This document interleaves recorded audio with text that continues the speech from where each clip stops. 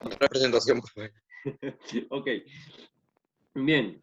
Entonces, habíamos hablado un poco de lo que es la etapa del primer militarismo. No se le dice o se le denomina primer militarismo porque fueron los militares quienes absorben el poder. Al ver que desde la independencia hasta más o menos el año 1827, más o menos del 21 al 27 han pasado 7 años, el gobierno era inestable, ¿no? Un gobierno pues que estaba todavía en veremos y no había alguien competente, por decirlo de esta forma, quien pudiera gobernar. Entonces, entra en el año 1827 una etapa muy interesante. Del 27 al 1841 se le conoce como el periodo del caudillismo militar. ¿Qué significa eso? Es un periodo donde los militares absorben el poder y se ponen en la presidencia y gobiernan el Perú. Del año 1841 al año 1845 encontramos un periodo de anarquía militar. ¿Qué es la anarquía militar? Un periodo donde no había militares que pudieran gobernar. Y luego de esto, del 45 al año 1872, conocemos la etapa más linda del Perú. ¿Cuál es? La prosperidad falaz, o también conocida como la era del guano. Entonces, justo estamos entrando a un proceso muy interesante, ¿ok? Ahora, tenemos que tener en cuenta, sabiendo los saberes o teniendo en cuenta los saberes previos, ¿ok? Sobre lo que es las corrientes libertadoras, ¿no? ¿Te acuerdas que por el sur era San Martín, ¿no? Y por el norte era el señor Simón Bolívar. Recuerda que yo en clase habíamos explicado esa situación, que las corrientes libertadoras demandaban mucho dinero, ¿ok? Demandaban mucha plata. A tal punto que San Martín, cada vez que recaudaba dineros, en Lima inclusive también, eh, ellos hacían firmar un contrato, ya te hacían firmar un contrato. Por ejemplo, Diego Ponce, ya Diego Ponce aportó $15,000 para la independencia y Diego Ponce guardaba ese documento, ¿no? O le hacían otro documento, pues, a Estefano o cualquiera de ustedes, ¿no? Le hacía su documento y en este caso, pues, tenían una validez de que en un momento se les iba a pagar por ese préstamo de la independencia, porque se prestaba plata, chicos, la independencia nunca fue gratuita, ¿ok? Tienes que tener en claro esa situación. Pero bien, ¿qué es el primer militarismo o qué cosa es el primer militarismo? Acá nos dice, se define al primer militarismo como el gobierno, ¿ya? En este caso de los militares participantes en los procesos de independencia. Una característica que tú tienes que anotar es que no cualquier militar participó de la presidencia del Perú, sino exclusivamente los militares que participaron en la independencia del Perú. Solamente ellos tenían la potestad de poder asumir el poder, ¿ok? Ningún otro militar más. Entonces, ante esta situación, ya, ante este prospecto, empezamos con el proceso del primer militarismo. Y el primer presidente militar fue el señor José de la Mar, del año 1827 al año 1829. En este caso, el señor José de la Mar va a asumir el gobierno del Perú en un proceso muy interesante. Recordemos, tenemos que recordar nosotros que el señor Simón Bolívar había ampliado su territorio a través de 3 grandes conquistas, ¿no? Había conquistado, bueno, había libertado, por decirlo así, Colombia, Venezuela y Ecuador. Y a esos 3 países lo llamó la Gran Colombia, ¿no? Luego de que vino Bolívar al Perú y se fue, en este caso dejó un país bien establecido. El primer problema que tuvo el señor José de la Mar fue la rebelión con los iquichanos. Los iquichanos habían vivido en el Perú, pero ellos ni estaban enterados de que había virreinato, de que había una independencia y de que habían conflictos. Ellos ni estaban enterados de esa situación, ya que tenemos que recordar que el Perú no había sido o no se le conocía al 100%, ya que el virreinato solamente se centralizaba en la parte de Lima, ¿no? Entonces, el de los demás, la parte externa o los demás territorios no eran conocidos por los virreyes. Entonces, ante esa situación, jóvenes, los iquichanos se van a rebelar en contra de José de la Mar porque estaba iniciando un nuevo gobierno y pues en esa situación José de la Mar los vence. Luego, él va a crear la primera constitución del año 1828, también conocida como la Constitución Madre, ¿ok? Ahora, luego de esto, Bolívar va a querer anexar Maynas. Eso es lo que ves en color negro, ya esto de acá. Bolívar decía, esto le pertenece a la Gran Colombia. Y José de la Mar decía, no, esto le pertenece al Perú. Y empieza la guerra, en este caso con la Gran Colombia. Sabemos que después José de la Mar con el señor Bolívar firmaron un contrato de la cual pues quedaban los límites, en este caso del territorio, ¿no? Entonces, para esta situación, justo cuando empiezan a firmar los tratados entre José de la Mar y el señor Simón Bolívar, justo en ese punto ya viene otro presidente y le va a aplicar un golpe de Estado. Aprovechando que la Mar está haciendo tratados con Bolívar, él, en este caso, este presidente, le va a aplicar un golpe de Estado al señor José de la Mar. Y estamos hablando del señor Agustín Gamarra. Agustín Gamarra le va a aplicar el golpe de Estado y él va a gobernar del año 1829 al año 1833. El primer gobierno del señor Agustín Gamarra. Gamarra tenía un sueño similar, ya similar al que tenía el señor Simón Bolívar. Pero tú tienes que entender también que en un determinado momento, ya, voy a aplicar aquí en el mapita, cuando se hizo la independencia del Perú, en un determinado tiempo, Bolivia va a recuperar su territorio, ¿ok? ¿Y cuál era el sueño del señor Gamarra? Era hacer, al igual como Bolívar hace en la parte de aquí con la Gran Colombia, el señor Gamarra quería hacer aquí en el Perú, junto con Bolivia, ¿ya? Un solo país. También quería anexar un solo país.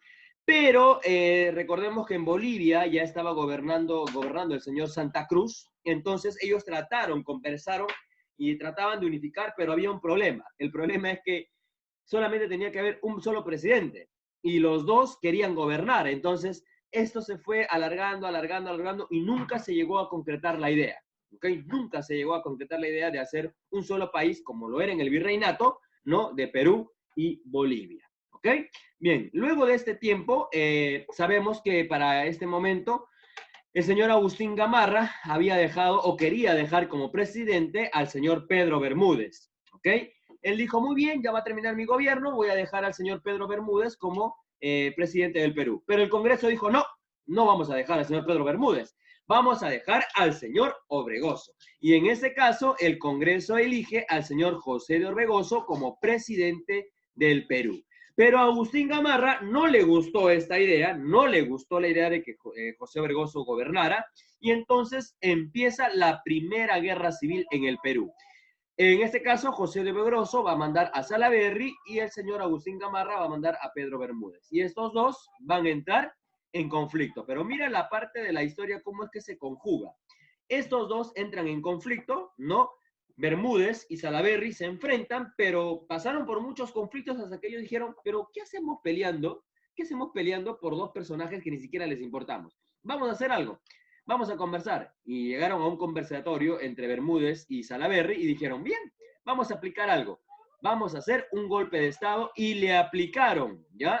Si Salaverry era amigo de Obregoso, Salaverry se le va a voltear a Obregoso y Salaverry le va a aplicar un golpe de Estado a Obregoso y le va a quitar el poder, ¿ok? Y ahí inicia, luego de esta primera guerra civil, inicia el segundo o el primer gobierno del señor José Obregoso, ¿ok? Ahora, en este caso, perdón, me confundí. El señor Obregoso había huido a Bolivia, ¿ok? Debido a que Salaverry, perdón, le aplica el golpe de Estado. Una vez que Salaverry le aplica el golpe de Estado, Salaverry entra al poder, ¿ok? Entra al poder. Y en este caso se sabe que después de esta guerra civil que se tuvo en este tiempo, empieza el gobierno del señor Felipe Salaverry. ¿Alguien me puede decir cuál o quién fue el presidente más joven del Perú? ¿Alguien se acuerda? Profe,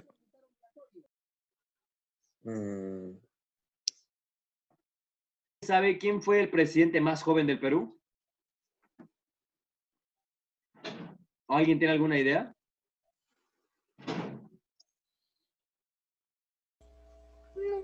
¿Nadie? Salaverry, ¿A los cuántos años gobernó Salaverry? 19. No, muy corto de edad. 19 años muy corto. Auméntale 10 años más, Tres. Valeria. 19. 29. Se sabe que Alan García es el presidente constitucional más joven. Profesor, soy Dana. Perdón, Dana. Se sabe que en este caso el señor Alan García era el presidente más joven del Perú, ¿no? Porque él había entrado más o menos entre los 30 o 31 años. Pero el señor Felipe Salaverry entra a los 29 años, ¿ok? A los 29 años, y en este caso, pues, se le conoce como el presidente militar más joven del Perú. Pero Alan García es el presidente más joven constitucional, ya que por él votaron, ¿ok? Bien, Salaverry estaba en contra ya del sueño de Gamarra, de hacer, pues, entre Perú y Bolivia un solo país, ¿no? Y en este caso sabemos que el señor Obregoso se va a Bolivia y se refugia y le pide ayuda a Santa Cruz, ¿ya? Y le pide ayuda a Santa Cruz para poder llegar nuevamente al poder. Y en este caso, Santa Cruz con Salaverry se enfrentan en Uchumayo. Hay un conflicto entre Salaverry y Santa Cruz. Hasta el punto que Salaverry le gana a Santa Cruz en Uchumayo y lo persigue al señor Santa Cruz. Santa Cruz va huyendo y se refugia en Arequipa. Salaverry va atrás de él y le hacen una emboscada y capturan a Salaverry. Si te das cuenta, él solamente gobernó un año, del año 35 al año 36. Y en ese único año, pues, lo fusilan al señor Salaverry y ahí termina su mandato. ¿Ok? Ahora, en este caso, tras la muerte del señor Salaverry, Santa Cruz, el cual también tenía la idea de hacer un solo país, Perú y Bolivia, entra al poder, muchachos, y entramos al gobierno del señor Santa Cruz, del año 1836 al año 1839. Tienes que recordar una cosa, que Gamarra, después de haber perdido esta guerra civil, él se refugia en Chile, ¿ok? Él se va a refugiar en Chile. Ahora, Santa Cruz, con Santa Cruz, ahora sí nace la Confederación Peruana Boliviana, porque Santa Cruz sí tenía la idea y empezó a darle funcionamiento a su idea. A Chile y Argentina no le gustó esta unión, porque estaba atentando en contra de la economía. ¿Y qué es lo que hacen? Tienen algunas excusas en cuanto al fragmento económico y empiezan a desbaratar la Confederación Peruana Boliviana. Ante esa situación, Gamarra, que estaba exiliado en Chile, le dice, ¿sabes qué, Chile? Apóyame para yo entrar al poder y de esta forma vamos a disolver esta confederación. Entonces, con la ayuda de Chile, empieza el nuevo gobierno y en este caso Gamarra vence a Santa Cruz y empieza el segundo gobierno de Agustín Gamarra, del año 1839 al año 1841. Y en este caso, pues tras la muerte o tras ser vencido el señor Santa Cruz, Gamarra asume el poder y él también vuelve a tener esa loca idea de volver a unificar Perú y Bolivia en un solo país. Y para este punto, Gamarra ya entra e invade Bolivia, ¿ok? E invade Bolivia.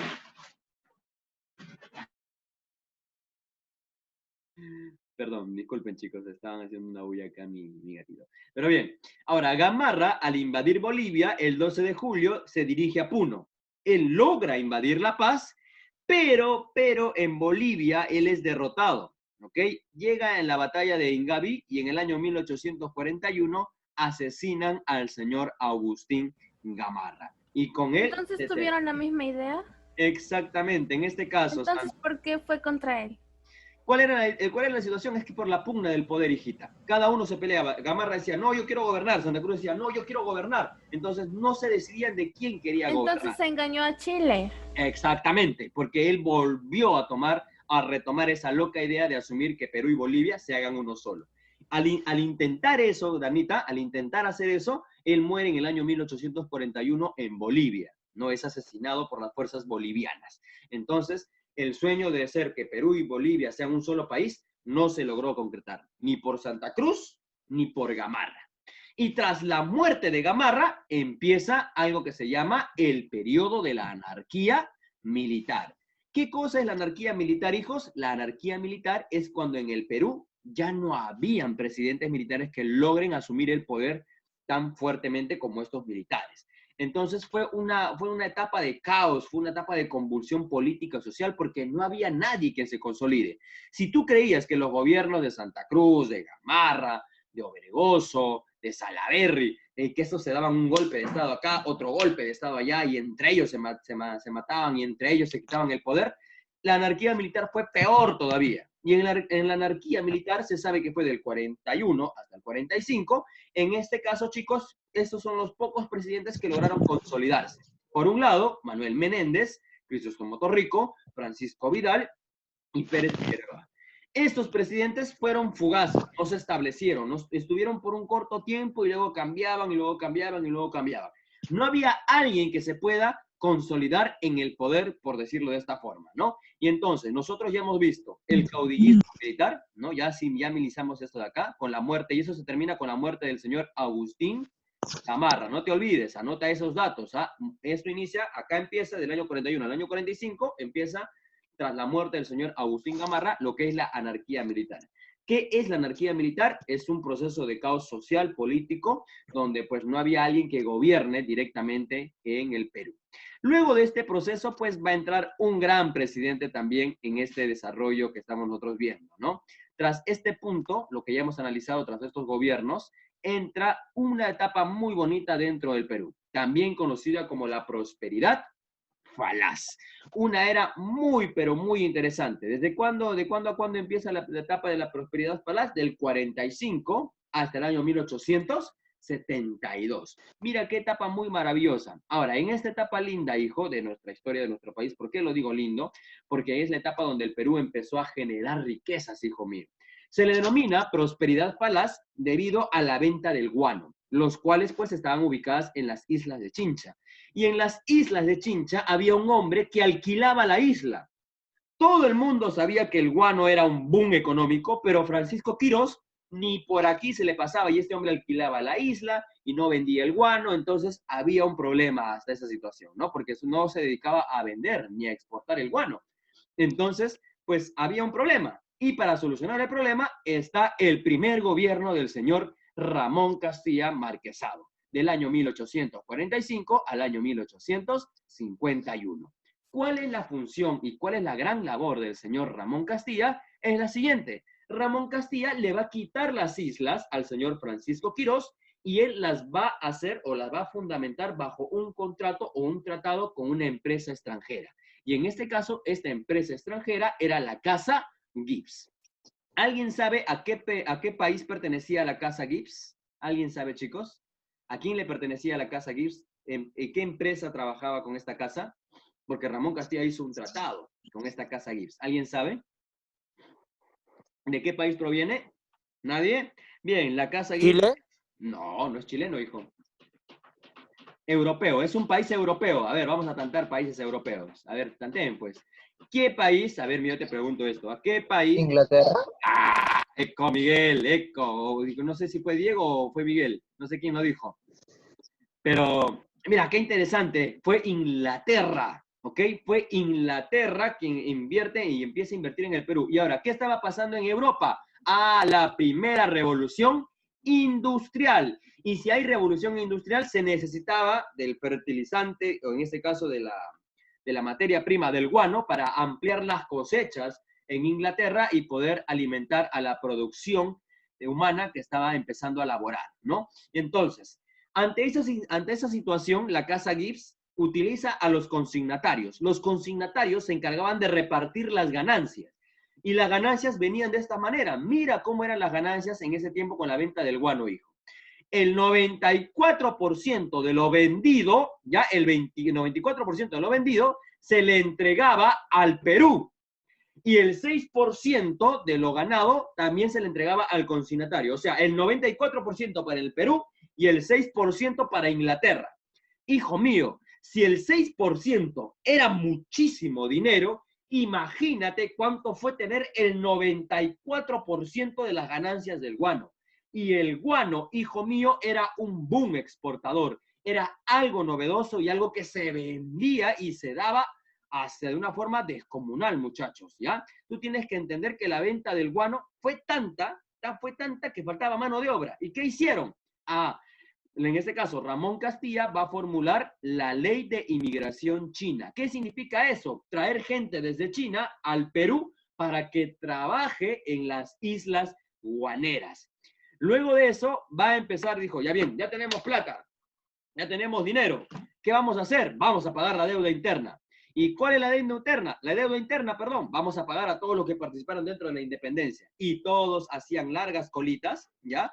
Con su documento. ¿Te acuerdas que San Martín y otros hacían firmar documentos por préstamos de dinero? Bien, ahora era momento de pagarlo. Y en este caso Ramón Castilla, como la plata le sobraba, porque como plata había por montones, empezó a pagar a todas las personas, ya a todas las personas que habían participado, lógicamente con el documento firmado y sellado con lo que es el sello de San Martín y la firma de San Martín, para pagar el aporte que ellos habían hecho por el acto de la independencia del Perú.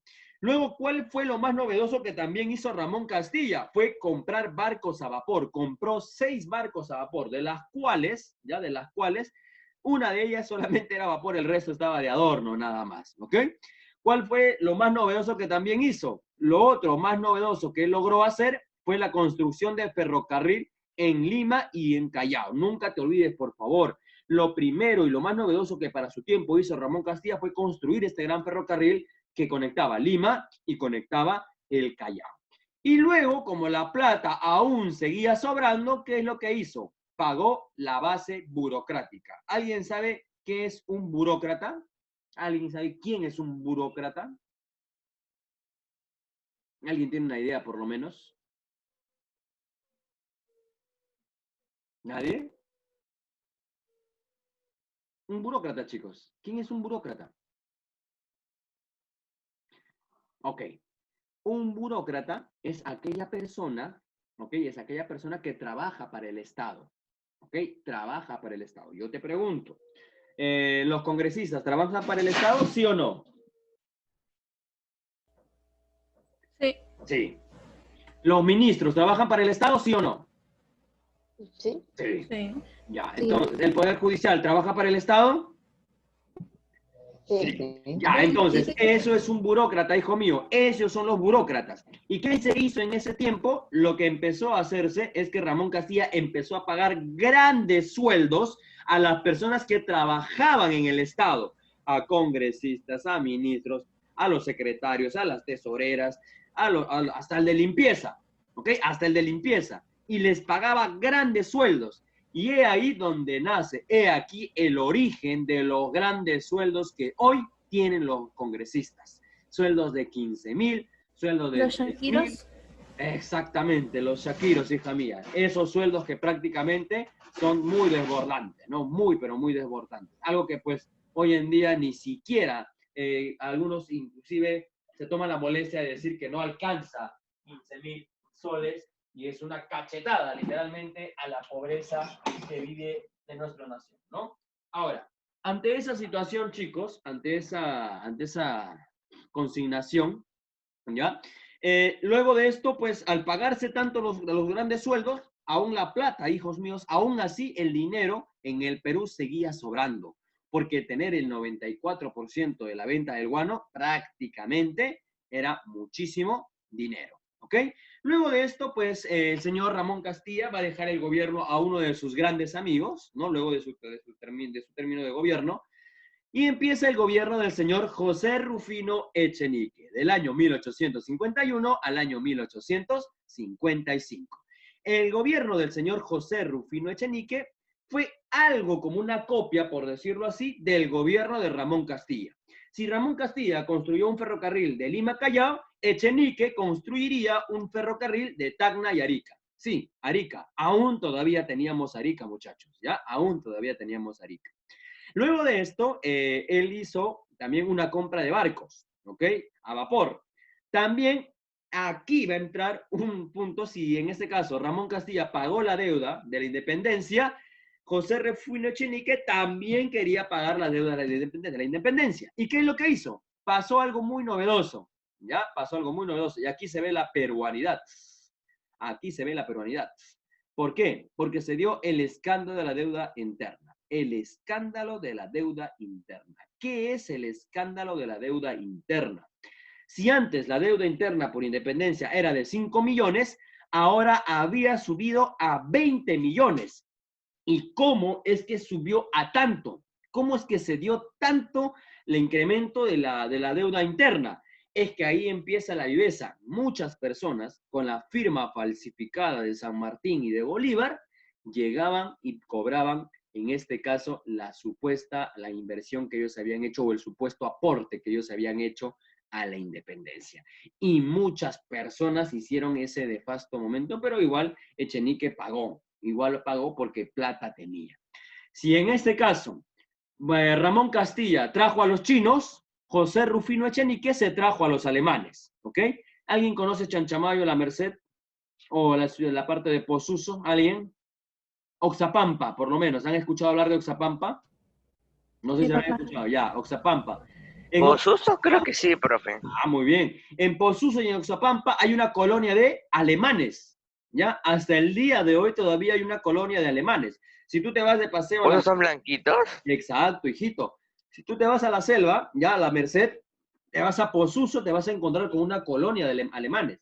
Y los alemanes fueron traídos por el señor José Rufino Echenique, porque él tenía la idea de trabajar el comercio en la parte de la Amazonía peruana. Y él tenía una idea, es transportar los barcos, ya, por el río Amazonas, pasar por Brasil y llegar al Océano Atlántico. Entonces, ante esa situación, él le plantea esta idea a Brasil y Brasil dice, nah, no quiero participar de tu idea. ¿Y qué es lo que hace Rufino Echenique? No tiene mayor idea que hacer esto. ¿Dónde está? A ver un ratito. Hace esto. ¿Dónde está? Acá está, justo. ¿Qué es lo que hace? Regalar este pedazo de territorio. Se lo regala, se lo obsequia a Brasil. Y Brasil, con el Tratado de Herrera, acepta este regalo para poder transportar los barcos que habían comprado y llevar, en este caso, la materia prima de la madera por la parte de la Amazonía. Qué interesante idea, qué, disculpen el término, qué estupidez de idea. Regalar territorio para que después, al fin y al cabo, ese lugar o ese comercio solo sea utilizado por el Brasil. Al ver esta situación, se enoja Ramón Castilla e ingresa nuevamente el poder. Pero para entrar al poder tenías que hacer algo. No teníamos que entrar así nomás por así. Y Ramón Castilla tiene una idea que pues fue implantada en una canción, ¿no? Que yo me acuerdo que cuando era joven, cuando era más niño, se cantaba, ¿no? Ese cantito que decía que viva mi mamá, que viva mi papá, que viva Ramón Castilla que nos dio la libertad. Y Ramón Castilla en el segundo gobierno va a dar la libertad a los esclavos, muchachos, ¿ok? Él le va a otorgar la libertad a los esclavos. Y ahora, aparte de eso, desde el año 1858 al año 1862, en el segundo gobierno de Ramón Castilla, él va, aparte de liberar a los esclavos, va a dar un paso al costado a los consignatarios. ¿Qué significa esto?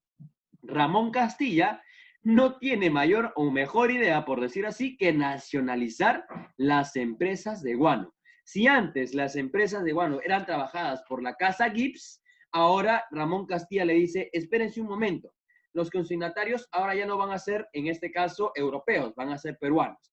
No hay problema, con tal que sigamos trabajando, sí, pero vamos a nacionalizar las empresas.